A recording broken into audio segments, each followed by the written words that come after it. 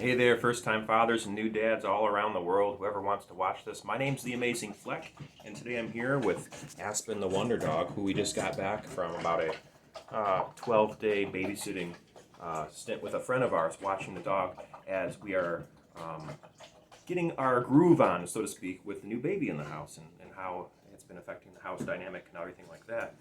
So far, absolute joy. It's the 12 days now, so a little over a week where we've had our newborn in the house. And our dog has been staying at a friend's house, so we can focus entirely on the baby and bonding, learning the ins and outs of the feeding schedules and all the diapers and all that. And we are blessed with an absolute wonderful, wonderful baby girl who is not colicky in the slightest and is very reasonable when she has to cry, and she has the cutest cry. So when she wakes me up in the middle of the night, at first it might be like what's going on? Oh, it's a cute little baby.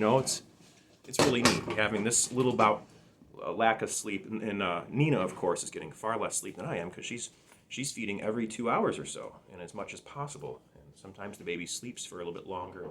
She gets the opportunity to either nap or stare at the sleeping baby adoringly and not get sleep. So, at any rate, it's very exciting being a first-time parent and going through the motions of all the things that happen. And sometimes it's counterintuitive. You're wondering, is this normal? Should this be happening? Like, for instance, the first couple days, the diapers and the stools, it's perfectly normal, but you get this stuff that comes out that's very dark green or even black looking, and it's not solid at all. It's like a tar kind of thing, and that's the baby passing what it was inside of its intestines while it was inside the womb, which makes perfect sense.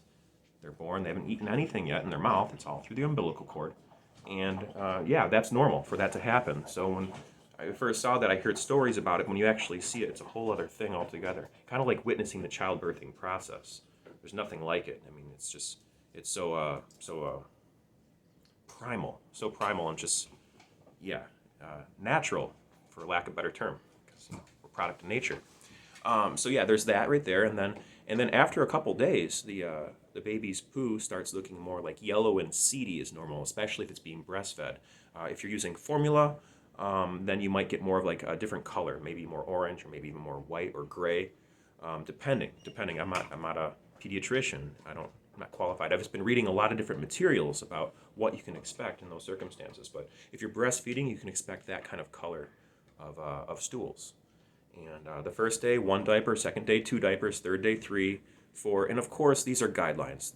Not all babies are the same, of course, and they all have different digestive systems and different appetites and different tolerances and everything. So all that considered, those are really good guidelines. Like 1 diaper the first day home, 2 diapers the second, and then you start expecting a lot more after that. It gets up to sometimes up to a dozen a day between pee and poop.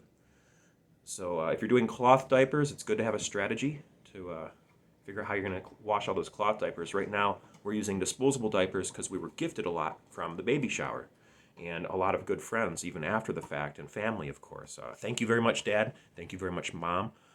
Thank you very much, Dad and Mom on Nina's side of the family and everything like that. It's just all the parents and what they've done so far has been wonderful. And all of our friends, most importantly, the close loved ones, your chosen family, is a wonderful source of comfort and support, whether it's just them bending an ear to you or helping out in any other way they can. So yeah, so after about a week of having a newborn in the house, it's been an absolute joy, just heart melting, completely heart melting, and it'll make a softie out of the hardest of us out there, I'm sure. And yeah, for first time fathers out there, if it's me going through the process, I'm not here trying to tell you a thing or two about being a first. I'm just as clueless, and I'm just kind of documenting what's going on with it. And it's good to take in as much material as you can, whether it's other videos or other books, or listening to stories that other people have to share. If you have any friends that are reaching out to you, they're saying, hey, they're their fathers also, and they're saying, hey, I know what it's like. If you have any questions, listen to those people. They know what they're talking about more often than not. Especially the ones that are not kind of pushing the information on you, but the ones that are saying, hey, if you need to know anything, give me a call. Those are the people I think you want to listen to, more so than the people who want to just kind of regurgitate information out, because the people who regurgitate information out without being actively aware of what you're aware of, it can be kind of strange sometimes because they might tell you a lot of things you already understand, or you have to kind of be skeptical a little bit. You have to be careful because sometimes people think they know what they're talking about and they might not. And I know I'm one of those people. So, right. So yeah, it's been a wonderful week so far. We've been doing some photo shoots every once in a while. Get those times in. I think I've been hearing that a lot from a lot of people. Make sure you get that time in, the skin to skin contact, those moments. Get as many of those moments as you can because they're not going to be a newborn forever. And I know parents all around the world would love nothing more than be able to spend another moment with their child in a newborn state. Because once it's gone, it's only a small window of time. So I've been trying to take advantage of taking photos and just really living. That's why I haven't been posting it on time at all on this channel this past week. I'm sure folks out there who do actively follow me understand completely why that's the case. And then just today we got the dog back, so now we have to find a way to balance the dynamic between the baby and the dog, and of course the cat Willow. Willow's just easy going here. Here's a little shot of Willow. Willow, get a job, Willow. Willow's a really easygoing cat, just an absolute snuggle bunny. Just likes to lie around and purr, and that's wonderful. I really miss my cat Lucy. If you've been following my channel, I lost my best friend, I think in August of last year, or maybe it was September. All this time is just kind of bleeding together. I think it was August, mid-August, or late August. But yeah. So it's nice to have companions around and building a family. I've been used to just living with me and my cat Lucy for so long. Now I have my girlfriend, my newborn baby, and Willow, and then Aspen. We're all a family here, and I've been wanting to purchase a house for a long time to have the option to start a family. And after I purchased the house, I discovered I'm going to have a family, and I can't say that it's what was planned, but I would ask for nothing else than what exactly is happening.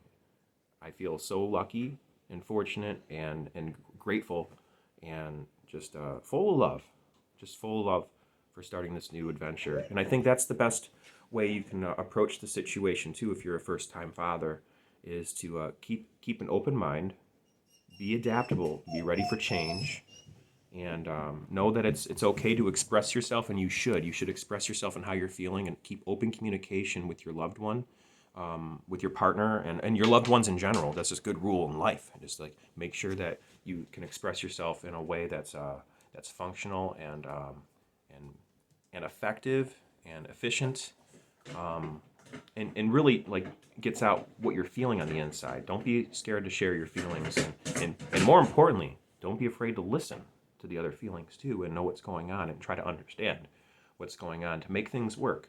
Because when you get a group of people together that live together, you figure out each other's habits and patterns, and you work with them, and you find a way to gel well, they say. And so far, things have been going wonderfully ever since the babies arrived.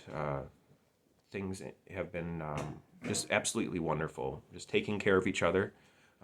We're doing the household chores as much as we can, whenever we can, and I try to change as many diapers as possible because she's breastfeeding. So gentlemen, please listen to this. I think this is important. If she's breastfeeding, she's waking up every couple hours to take care of the baby's input.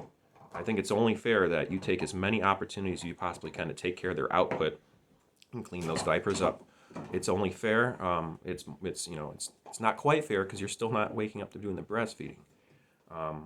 And this isn't like something that my girlfriend was lecturing me about. This was my attitude going into it. I think it's important. You got to think about this. It's like there's things that we'll never possibly understand or begin to understand about pregnancy, about breastfeeding. And all we can do is read books and hear stories and hear and witness what we see with our eyes and hear with our ears. But I think it's important to recognize that due to the fact that we'll never be able to do that or have the opportunity to do it or even begin to understand it, then what we can do is understand that we don't understand and do whatever we can in order to make things as easy and comfortable on the mom as possible. So yeah, it's been, like I said, 12 days now with the newborn in the house. We just got the dog back. The dog is only 5-6 months old and requires a lot of attention. So this is going to be a balancing act of where I should put my time and how I should focus throughout the day to make sure that everyone gets the love they deserve. And Papa still gets some time for himself too to make his YouTube videos and pursue his own dreams as an artist. So far, we shared our calendars. That's another exciting thing. Sharing calendars with the parent, the other parent that you're co-parenting with, whether you're we have a girlfriend or a boyfriend or something in between, whatever floats your boat. You know, it's good to if you're co-parenting and you're raising a child together and you're in a family in general, it's good to have a calendar that everyone can look at, that they know when the things are happening. So we shared our individual planners on a calendar. That was a big move to do that for me, and I was excited to do it because I want to be able to look ahead a couple moves and see what's going to happen and make sure that we can be prepared for the best and the worst. You understand what I mean? Like, you got to prepare for what your dreams are, but also be prepared for those dreams to be completely canceled out, because plans can change at the drop of a hat. They always do, and we live in a constant state and flux of change in these modern times with all these crazy internet social medias, all these advertisers trying to get to your brain and tell you what to think and what to buy and what to purchase and all that. It's a wild time to be alive, and all the more reason to spend as much time as you possibly can with your loved ones and not make YouTube videos for too long in the kitchen right after you got home from dog training. So he's got to go outside. He just finished eating his dinner. I'm going to let him out and go pee and poo. And then make sure he's not digging in the yard because it just rained and we don't want a bunch of mud in the kitchen. And I'm going to go check on my baby daughter and my beautiful girlfriend. So, folks, I'm going to leave you with all that. Thanks very much for tuning in. This is a very personal post today about what's going on. It's all, first-time fathers and all that. This is 1 weekend as being a first-time father. And I plan on doing more personal posts about fatherhood. And I'm not going to show you my daughter on here. This is YouTube, so this is all over the world. No one needs to see that. My daughter, I'm a very protective father. I'm going to be, I'm sure, as things move forward. But I'm more than happy to talk about her and not give too much personal information about things, but kind of keep it more vague about fatherhood in general, and maybe to share things that I found very helpful along the way. So thanks very much for watching again, folks. Remember to be the best version of yourself you possibly can be. Exactly who you are. Be the best version of that. And sometimes it takes courage to be exactly who you are, but it's worth it. It's worth it every time. Be true to yourself. Never give up. Do your best. Stay true to you and be amazing, folks. Thanks again for watching. Appreciate it.